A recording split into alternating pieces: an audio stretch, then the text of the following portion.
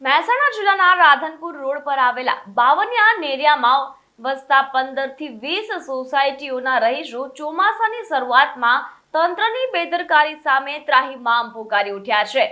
વરસાદી પાણીના યોગ્ય નિકાલ માટે પાઇપલાઇનની વ્યવસ્થા કરવામાં આવી છે, પરંતુ તે માત્ર શોભાના ગાંઠિયા તરીકે જોવા મળી રહી છે, જેના કારણે રહીશો મુશ્કેલીમાં મુકાયા છે।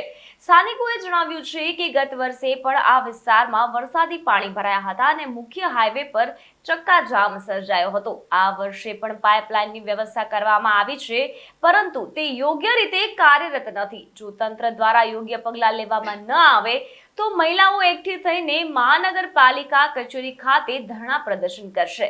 ગટરની કામના પૂરી થાય, અમારી માંગે સ્ટ્રીટ લાઇટ જલ્દી તૈયાર થાય, સ્ટ્રીટ લાઇટ ચાલુ કરો।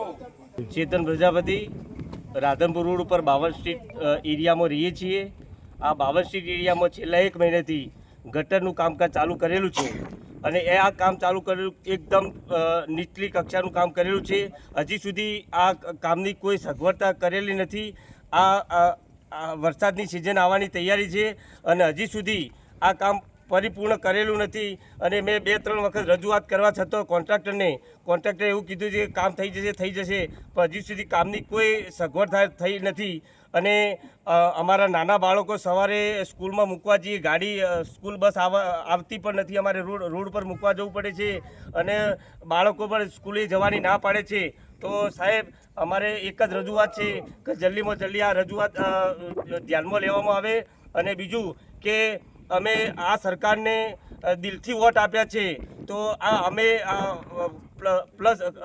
ક્લાસ 1 એરિયાની અંદર અમે રહેવા આવ્યા છીએ અને અમને એવું લાગે છે કે અમે હજી ગામડામાં રહેતા હોય એવું લાગે છે।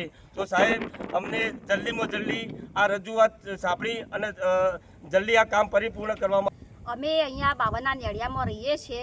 આશરે અહીંયા લગભગ 10 થી 15 સોસાયટી છે અને છેલ્લા 15-20 દિવસથી અહીંયા ગટરનું કામકાજ ચાલુ કરેલું છે અને એનો કોઈ વાતનો નિવેડો આવેલો છે નહીં અને વરસાદ આવવાની તૈયારીમાં છે અને અહીંયા ભૂવા પડશે તો પછી અહીંયા પાણી ભરાવાની પૂરેપૂરી શક્યતા છે અને અમારે છોકરાઓને સ્કૂલ ચાલુ થઈ ગઈ છે અને અમારે આવવા જવાનું ક્યાંથી? અમારા ઘર આગળથી જ રસ્તો બંધ થઈ ગયો છે, તો જલ્દીથી નિકાલ લાવો, નહીં તો પછી અમે તમારા નામના સાજા લઈશું।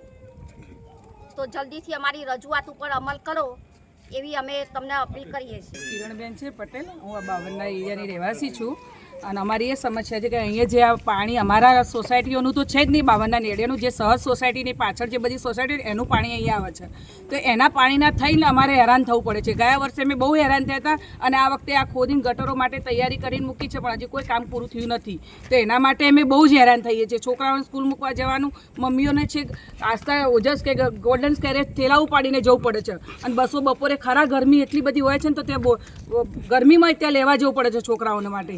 એટલે એને માટે થઈને આ છોકરાઓનું આ બધાનું નિવારણ જલ્દીથી જલ્દી થાય એવું કંઈક કરો અહીંયા એમ। નહીં તો જો આ વસ્તુનું નિવારણ નહીં થાય ને તો અમે બધા આખા બાવનના નેડિયાની મહિલાઓ ભેગી થઈ અને અમે મહાનગરપાલિકામાં જઈ અને અમે આનું કંઈક ધારણા પાણા કરીશું, પણ અમને અઠવાડિયામાં આનો નિવેડો આવે એવું કરી આપો।